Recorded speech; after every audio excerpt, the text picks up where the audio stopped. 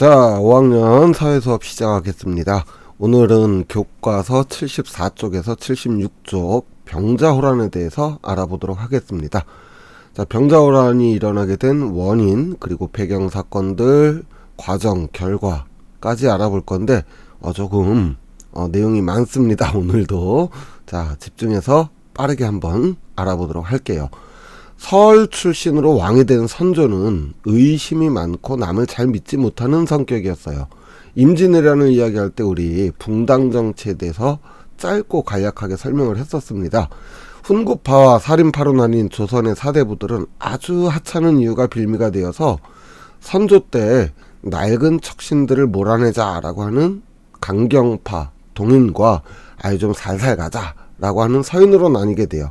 그런데 문제는 정여립이라는 사람이 서인에서 동인으로 넘어오면서 이것을 괘씸하게 여긴 서인들이 정여립이 역모를 꾀했다 이렇게 모함을 하게 됩니다.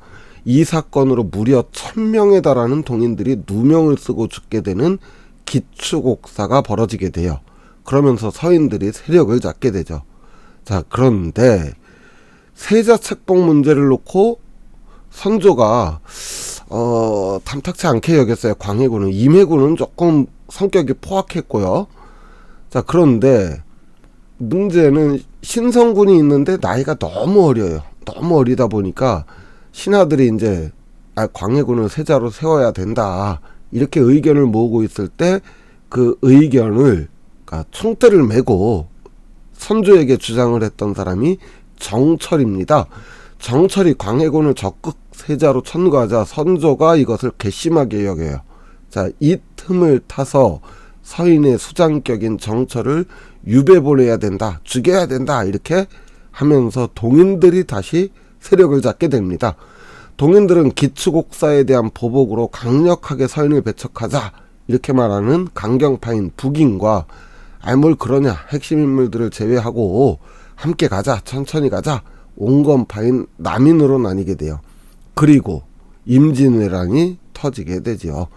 자, 임진왜란이 터지고 한양이 위험해지자 선조는 급하게 의주로 피난을 가고 피난 중에 조선에 남아서 백성을 보살피고 의병을 모집하는 역할을 위해 광해군을 결국 세자로 책봉을 하게 됩니다. 이것을 분조라고 해요. 조정을 둘로 나눴다 해서요. 광해군은 함경 전라를 오가며 군수품을 모아서 조달을 하고 의병을 모으고 공을 세운 의병에게 관직을 주는 등 전란을 극복하기 위해 정말 열심히 노력을 하게 됩니다. 그러면서 백성들로부터 신망과 지지를 얻게 되죠. 이때 의병장으로 활약하던 곽재우를 비롯해서 북인 출신의 선비들이 적극적으로 광해군을 도와 의병 활동을 하게 돼요. 그리고 전쟁이 끝나고 이 광해군이 제15대 임금으로 즉위를 하게 되면서 북인들이 세력을 잡게 됩니다. 광해군은 경기 지역에서 특산물 대신 가지고 있는 땅의 크기에 따라 쌀로 세금을 내는 대동법을 시행을 하게 됩니다. 자, 임진왜란 당시 선조의 명으로 허준이 집필하던 의학서적인 동의보감을 완성시켜서 전국에 보급함으로써 우리 실정에 맞는 당시 명나라에서 들여오는 약재들이 너무 비쌌기 때문에 우리 실정에 맞는 우리 땅에서 나는 풀과 이런 약초들로 병을 다스릴 수 있는 방법들을 제안한 이 의학서 동의보감을 완성을 하게 되고요. 전국의 실정을 세세히 살피기 위해서 성종 때 출판됐던 지리서인 동국여지승남을 증보하고 보완해서 신증 동국여지승남을 편찬을 하게 되는데요. 이 동국여지승남에는 울릉도와 독도가 명확하게 표기되어 있기도 합니다. 그리고 세종 때 편찬되었던 용비어천가도 다시 간행을 해서 우리 조선 왕실의 권위를 세우려고 노력을 했고요. 자, 이렇게 정치를 잘 해나가다가 전쟁 중에 파손된 궁궐들을 무리하게 다시 짓는 공사를 벌이면서 임진왜란 이후 탄탄하게 쌓았던 백성들의 민심을 잃게 되고 왕권 강화를 위해 지나치게 반대 세력들을 숙청해 나가고 대동법으로 인해서 양반들도 세금의 부담이 증가하게 되자 서인과 남인의 불만은 커져만 가게 됩니다. 자, 이럴 때 북방의 여진족들은 누르하치를 중심으로 세력을 규합해서 후금을 건국하면서 명과 대립을 하게 되고요. 광해군은 명과의 관계를 유지하면서 후금과의 관계를 원만히 하는 중립 외교를 펴게 됩니다. 명나라는 후금과의 심양 전투에서 조선의 원군을 요청을 하게 됩니다. 이에 광해군은 강홍립, 김경서 등을 지휘관으로 해서 지원병을 파병을 해요. 하지만 후금과의 교전에 적극적이지 않았을 뿐만 아니라 강홍립은 아예 후금에 투항해서 후금의 장수가 되게 됩니다. 광해군은 후금에 사신을 보내서 임진왜란 당시에 명과의 관계가 있기 때문에 우리가 명을 아주 무시할 수는 없다. 명을 그냥 어쩔 수 없이 돕는 모양을 하게 된 걸 이해해달라. 이러면서 후금과의 마찰을 줄이고자 노력을 합니다. 광해군의 왕권 강화, 정적, 숙청 그리고 대동법으로 인해 자신들의 재산까지 위협받는 상황에서 서인과 남인들은 이런 광해군의 중립외교를 크게 비판하고 나서게 됩니다. 결국 서인과 남인 세력들은 광해군과 북인을 몰아내고 반정을 일으켜 인조를 16대 조선 임금으로 추대를 하게 되죠. 한편 후금에서는 조선에 대한 강경책을 주장하던 홍타이지가 즉위를 하게 되고, 조선에서 인조 반정 당시에 자기가 공을 세운 거에 비해서 많이 보상을 못 받았다 이렇게 생각하던 북방을 경계하고 있던 장수 이괄은 역모를 깨하다가 실패하자 홍타이지에게 가서 광해군이 부당하게 쫓겨났다, 조선을 도와달라 이렇게 요청을 하게 됩니다. 자, 안 그래도 조선에 대해 강경책을 주장하던 홍타이지한테 이것은 매우 좋은 빌미를 제공을 하게 되고, 더군다나 인조가 즉위하게 되면서 친명배금, 명나라와 친하고 후금을 배척하는 정책을 펴게 되죠.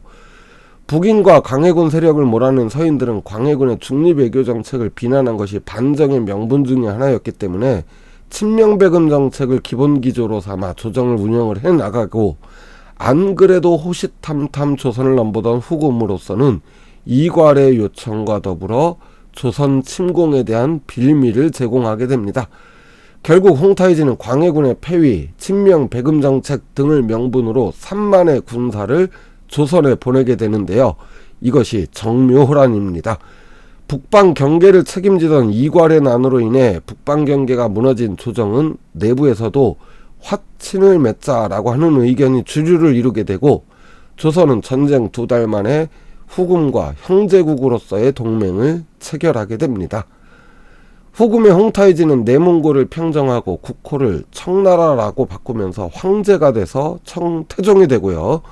홍타이지는 조선에 대해서 이제 내가 황제가 됐으니까 형제 아니고 군신지의, 그러니까 조선은 신하의 나라로서 청나라를 대접해라 이런 요구를 하게 됩니다. 이에 조정은 명과의 의리를 내세우며 김상헌을 중심으로 하는 척화파, 그러니까 싸우자 이렇게 주장하는 척화파와 최명기를 중심으로 청과 적정선에서 타협하면서 화친을 하고 기회를 노리자라고 하는 주화파로 갈리게 됩니다. 그러나 계속되는 청의 무리한 요구와 임진왜란 때의 의리를 중시하자는 의견으로 기울게 되면서 조선은 임경업 등의 맹장을 보내어 북방 경계를 강화하는 등 전쟁에 대한 대비를 하게 됩니다. 이에 1636년 청나라는 10만의 병력으로 조선을 쳐들어오게 되는데요. 임경업은 의주 인근 백마산성에서 청의 기세를 꺾을 만반의 준비를 갖추게 됩니다. 하지만 청은 이번엔 정묘호란 때와 달리 빠르게 한양으로 진격해서 한양과 조선 인조만을 잡을 것을 목적으로 삼았기 때문에 최대한 교전을 피하고 산성들을 우회해서 피해가면서 한양을 향해 매우 빠른 속도로 진격을 하게 됩니다.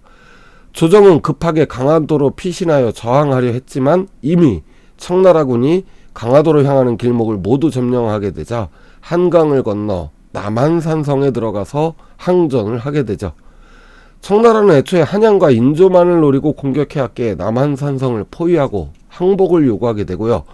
때문에 한양과 남한산성 주변을 제외한 다른 지역은 비교적 큰 피해가 없었습니다. 조정에서는 이것을 이용해서 전국에 근황군을 모으는 경문을 보내 청군을 역으로 포위를 할 전략을 세우게 됩니다. 자, 그런데 문제는 근황병을 모집하고 지휘를 해야 될 책임장수였던 도원수 김자정은 양평에서 아예 꼼짝도 하지 않았고요. 각 도에서 올라오던 근황군은 청군에 의해서 각계격 파당하면서 전세는 더욱 어려워지게 됩니다. 남한산성은 천혜의 요새로 단 한 번도 함락이 된 적이 없는 매우 견고한 성이에요. 하지만 문제는 이 병자호란이 겨울에 일어난 데다가 애초에 강화도로 피난해서 저항하려고 준비를 했었기 때문에 성 안에 충분한 물자와 식량이 없었고, 강원도에서 올라오던 대규모의 근황군이 쌍령선 전투에서 패배를 하게 되고, 강화도가 함락되면서 세자빈과 복림대군을 청나라가 인질로 잡게 되면서 조선 조정은 항복을 하기로 결정을 하게 됩니다. 홍태종, 홍타이지는 한강 남쪽 삼전도에 단을 쌓고요. 인조가 직접 나와서 항복할 것을 요구하게 됩니다.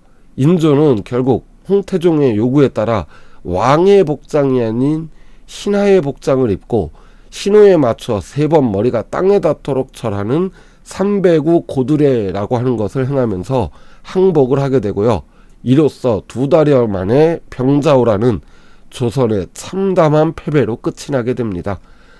전쟁 결과 소현세자와 복림대군 두 왕자는 청나라의 인질로 잡혀가게 되고요.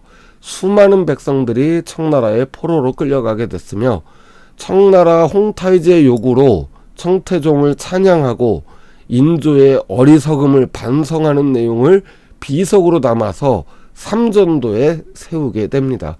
아주 치욕의 역사라고 할 수 있겠죠.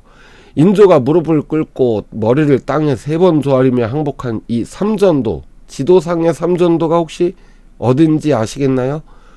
오늘날 석촌호수 자리입니다. 바로 롯데월드가 있는 잠실 지역이죠. 혹시 롯데타워나 롯데월드 쪽에 갈 일이 있다면 석촌호수 서쪽 호수 한쪽에서 삼전도비를 보실 수 있습니다. 자, 이렇게 해서 오늘은 병자호란에 대해서 알아봤고요. 임진왜란 이후 북방 여진족들이 후금을 건국을 하고, 광해군은 대동법을 시행을 하고 명과 후금 사이에서 중립외교 정책을 펴면서 정치를 잘하지만 인조 반정으로 인해 쫓겨나고 인조가 즉위하면서 친명 배금 정책을 하게 되고, 이것은 후금에게 전쟁의 빌미를 주어 정묘호란이 일어났다가 후금 홍타이지는 청나라로 나라 이름을 바꾸면서 스스로 황제가 되면서 조선에 대해 신하국으로서의 관계를 요구하게 되고, 조선이 이것을 거절하자 청의 10만 대군이 조선을 공격하였고, 남한산성에서 끝까지 저항했으나 결국 삼전도에서 인조가 무릎을 꿇고 항복하면서 전쟁이 끝이 나면서 전쟁 이후에 소현세자 및 많은 조선의 백성이 청나라의 포로로 끌려가게 되었습니다. 자, 이렇게 해서 오늘 병자호란까지 빠르게 알아봤습니다. 그럼 다음 시간에 만나요. 수고하셨습니다. 안녕.